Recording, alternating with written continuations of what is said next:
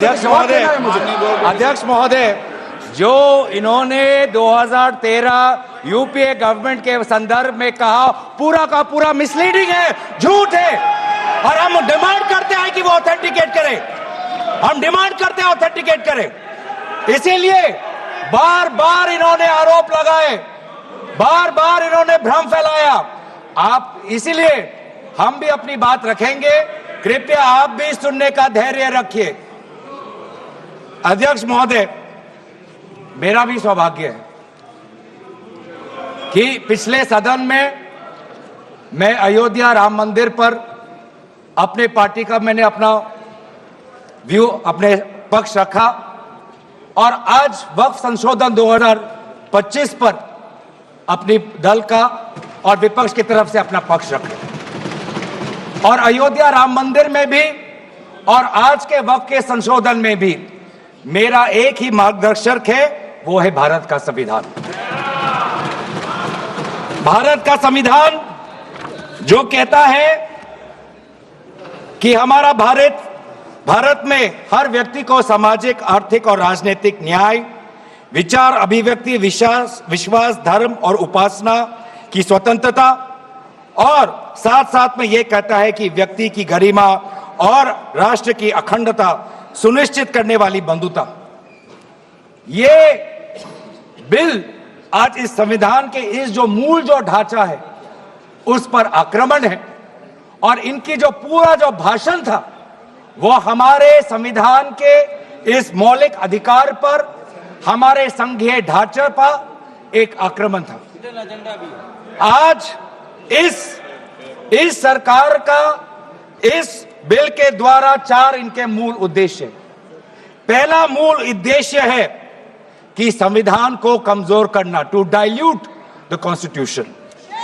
इनका दूसरा उद्देश्य है भ्रम फैलाना, to defame the minority communities of India.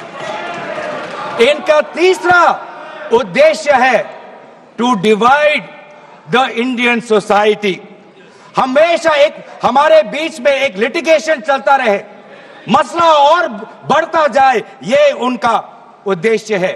और चौथा इनका उद्देश्य डाइल्यूट, डिफेम, डिवाइड, और चौथा इनका उद्देश्य है to disenfranchise the minority communities.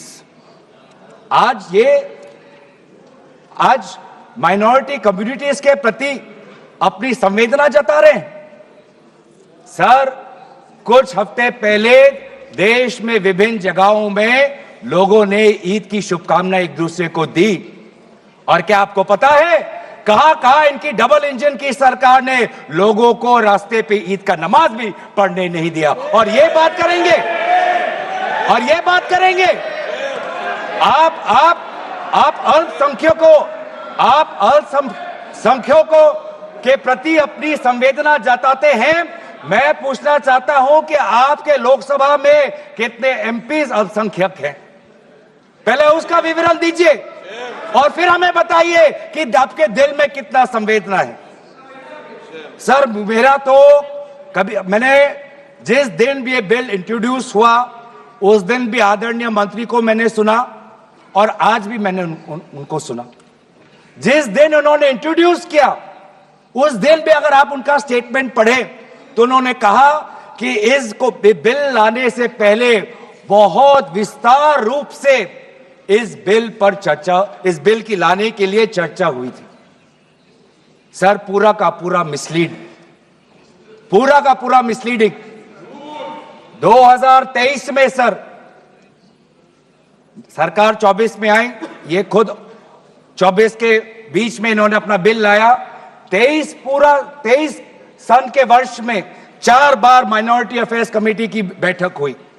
Mumbai में हुई 13 जुलाई, दिल्ली में हुई 21 जुलाई को, लखनऊ में हुआ 24 जुलाई को, दिल्ली में 2 बार हुआ 20 सितंबर और 7 नवंबर को। मैं आदरणीय सरकार से दरखास्त करूंगा कि इन 5 सरकारी जो मीटिंग हुई मिनिस्ट्री ऑफ माइनॉरिटी अफेयर्स का, उनका मिनट्स टेबल पे रखे। एक भी मीटिंग में नया वक्फ अमेंडमेंट बिल चाहिए उसका जिक्र भी नहीं हुआ था, जिक्र भी नहीं हुआ। जिक्र भी नहीं हुआ। इनके मिनट्स हमारे पास, हमने देखे, जितने भी बार ministry of minority affairs meeting हुई, सब में वापसी पोर्टल को लेकर और विचार विमर्श हुआ था, लेकिन एक भी मीटिंग के माइन्यूट्स में एक भी स्टेटमेंट नहीं है कि हमें एक नया वक्फ अमेंडमेंट बिल चाहिए। तो मैं तो यही पूछना चाहता हूं कि अगर नवंबर 2023 तक मिनिस्ट्री ऑफ माइनॉरिटी अफेयर्स ने यह वाजे भी नहीं समझा कि नया एक बिल लाने की जरूरत है, मैं तो बस इतना ही पूछना चाहूंगा कि यह bill ministry of minority affairs ने बनाया या किसी और दूसरे विभाग ने बनाया? कहां से आया यह बिल? कहां से आया? सर ये बात करते हैं कि ये संविधान के पक्ष में है। केस किस प्रकार से ये संविधान के विरोध में है सर, मैं बताना चाहूंगा। आर्टिकल, इसका जो क्लॉज 3RA है और 3R1 है। इसका 3RA क्या है सर? 3RA ये कहता है, any person showing or demonstrating that he is practicing Islam। देखिए सर, आज देश में अल्पसंख्यकों की ऐसी दशा हो गई कि आज सरकार को अपना धर्म का सर्टिफिकेट देना पड़ेगा। कितनी दुख की बात है कि भारत, क्या बात कर रहे हो, हिंदू थोड़ी है। भारत एक सनातन धर्म का एक देश, 7000 पुराना, उससे भी पुराना ये देश, जिसमें हर धर्म और हर संस्कृति, हर परंपरा को हम सम्मान करते हैं। आज सरकार को ये हमें सर्टिफिकेट देना पड़ेगा कि हम किस धर्म को हम विश्वास रखते हैं। क्या ये दूसरे धर्मों से इस प्रकार का सर्टिफिकेट मांगेंगे कि आपका 5 साल हुआ या नहीं हुआ? ये सिर्फ इसी बिल में क्यों? ये संविधान के विरोध में नहीं है? ये आर्टिकल 26 के विरोध में नहीं है? सरकार क्यों धर्म के इस मामले में दखल अंदाजी कर रही है कि आप इस धर्म का आप विश्वास करते हो कि नहीं हो, उसका पहले मुझे सर्टिफिकेट दो? ये किस प्रकार का न्याय बना रहे हैं? ये किस प्रकार का कानून हम बना रहे हैं? 3R1 क्या कहता है सर? इनका 3R1 जो आज इन्होंने हटा ही दिया है,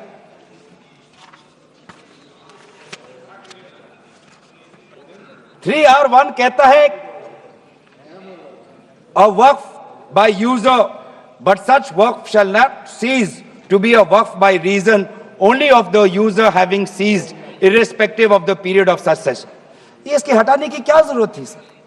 ये हमारा बार बार विभिन्न जजमेंट के द्वारा ये पूरा वक्फ बाय यूजर और इसके बारे में विभिन्न जजमेंट आए सर। एक जजमेंट पढ़ना चाहूंगा। M Siddique, Ram Janmabhoomi, Muslim law does not require an express declaration of a waqf in every case. The dedication resulting in a waqf may also be reasonably inferred from the facts and circumstances of a case or from the conduct of the waqif। तो ये बार बार ये सब विभिन्न judgement के द्वारा वक्फ और ये जो पूरी इनकी जो परंपरा है, विभिन्न जजमेंट ने ताकत दी, और आज यही विभिन्न क्लॉजेस के द्वारा जजमेंट्स को भी और हाईकोर्ट के ताकत को भी ये कमजोर कर रही है। सर बोले वक्फ क्या है, ये भी हमें समझना चाहिए। Waqf means the permanent dedication by any person of any movable और immovable property for any purpose recognised by the Muslim law as pious, religious, charitable. Sir आज ये क्या कहना चाहते हैं कि वही व्यक्ति जो प्रैक्टिसिंग इस्लाम कर रहा है 5 साल के लिए वही आ सकता है, जो इनका 3RA है, और जो सेक्शन 104 था, आज इन्होंने सेक्शन 104 हटाने के पक्ष में कहा, लेकिन सेक्शन 104 यही कहता है कि कोई भी व्यक्ति वक्फ कर सकता है। तो यही तो हमारा सेक्युलर नेचर है कि कोई भी व्यक्ति अब वक्फ कर सकता है। अब ये जो अधिकार है एक व्यक्ति का, आप उस अधिकार को आप क्यों छीन रहे हो? सिर्फ ऑप्टिक्स सर, इनको बाहर दिखाना है कि हम ये बहुत बड़ा काम कर रहे हैं। क्या इन्होंने कहा कि क्लॉज 9C में ये कहते हैं कि 2 महिला को हम ये इंक्लूजन कर रहे हैं? ये पहले भी था सर। अगर आप 1995 एक्ट पढ़े तो ये पहले भी था उसमें यह भी था कि 2 से ज्यादा सदस्य महिला हो सकती थी। इन्होंने तो 2 पे ही कैप कर दिया। यह पहले से ही था, यह सिर्फ दिखावा। और इनका 3 और 4 में जो ये विशेष रूप से विडो, डिवोर्स वुमन और ऑर्फन की बात करते हैं, यह पहले भी था सर। यह पहले भी जो 3R है जिसमें वेलफेयर की उल्लेख है, उस वेलफेयर एंड अदर पर्पसेस में window, divorce woman and orphan पहले से ही उसमें समा जाता है।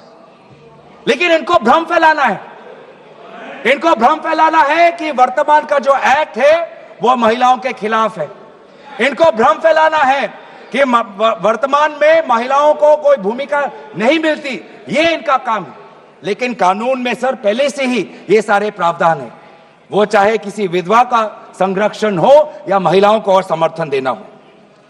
सर रिफॉर्म की बात करते हैं, सर इनका क्लॉज 33 में जो रेवेन्यू आना चाहिए वो रेवेन्यू उन्होंने घटा दिया। पहले 7% का एक रेवेन्यू फॉर वक्फ बोर्ड आता था, आज इन्होंने 5% कर दिया, गिरा दिया। क्यों गिराया? क्या आप नहीं चाहते कि वक्फ बोर्ड और अच्छी तरीके से चले? आप नहीं चाहते कि उसमें नई टेक्नोलॉजी आए? अगर कहीं खामियां हुई भी है, माना कि कोई भी कानून इस देश का, कोई भी कानून परफेक्ट नहीं है, कोई भी कानून परफेक्ट नहीं है, माना कहीं कहीं प्रदेशों में खामियां हैं, वो चाहे केरल में हो, आंध्रा में हो, कर्नाटक में हो, पंजाब में हो, दिल्ली में हो। लेकिन सर आप चाहते हैं कि वो वक्फ बोर्ड, वक्फ ट्राइब्यूनल और अच्छी तरीके से चले, और ये चाहते हैं कि वक्फ बोर्ड वो और कमजोर हो, और इसीलिए जो रेवेन्यू वाला क्लॉज है 7% से 5% इन्होंने घटा दिया। मेरा सुझाव, हमारे तरफ से यह सुझाव है कि 7% से 5% घटाने के बजाय आप 7% से 11% और इस रेवेन्यू को और इंक्रीज करिए।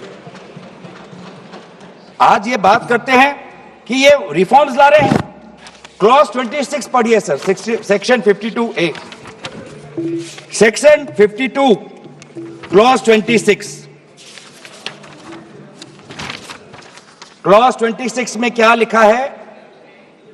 In section 52A of the Principal Act, in subsection 1, for the words rigorous imprisonment, the words imprisonment shall be substituted. Dilute कर रहे हैं सर। पेरेंट एक्ट बोलता था कि रिगरस इम्प्रिजनमेंट हो, और अगर आप बार बार ये कह रहे हैं कि फलाना हो रहा है, धमकाना हो रहा है, तो आप इसको क्लॉज को क्यों कमजोर कर रहे हैं?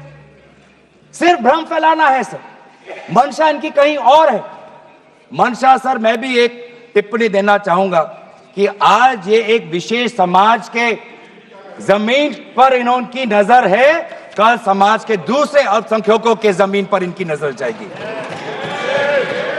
आज ये बिल सिर्फ एक विशेष समुदाय के जमीन पर इनकी नजर है, कल दूसरे समुदायों के जमीन पर इनकी नजर जाएगी। बार बार ये बिल सर, इतना संशोधन की जरूरत है। ये मैं नहीं कहता कि संशोधन की जरूरत नहीं है। मंत्री महोदय ने बार बार इसका जिक्र किया कि ये बिल कितने बार इसका संशोधन हुआ। इसकी शुरुआत आप जहां से भी पकड़े, आप 1810, 1817, उसके बाद 1954, 1984, 1995, सच्चर कमेटी, रहमान कमेटी 2003। संशोधन चाहिए सर, मैं नहीं कहता कि हम संशोधन के विपक्ष में नहीं, लेकिन संशोधन इस प्रकार का हो जिससे बिल का रूपायन, जिससे बिल और ताकतवर बने। और इन्होंने ऐसे संशोधन लाए हैं जिससे बिल से इस देश में और यहां पे समस्या बढ़ेगी, और मसले बढ़ेंगे, और लिटिगेशन होगा। सर ये इनका क्लॉज 40A पढ़िए सर। इनका clause 40A, section 107, on and from the commencement of the Waqf Amendment Act 2025, the Limitation Act 1963 shall apply to any proceedings. Sir इससे पहले आप जितने बार भी आप इतिहास में जाए, हर बार, क्योंकि ये वक्फ, ये जो प्रक्रिया है, जब से हमारे देश में इस्लाम आया तब से ये प्रक्रिया चल रही है। बहुत से ऐसे कब्रिस्तान हैं जहां पे कोई पेपर्स नहीं है, कागज नहीं है, लेकिन जजमेंट है, जजमेंट इनके पक्ष में है। और आज बार बार हमने कहा है कि लिमिटेशन एक्ट इसको बढ़ाया जाए, क्योंकि ये प्रैक्टिकल एक समस्या है। लेकिन आज ये नहीं चाहते। क्यों?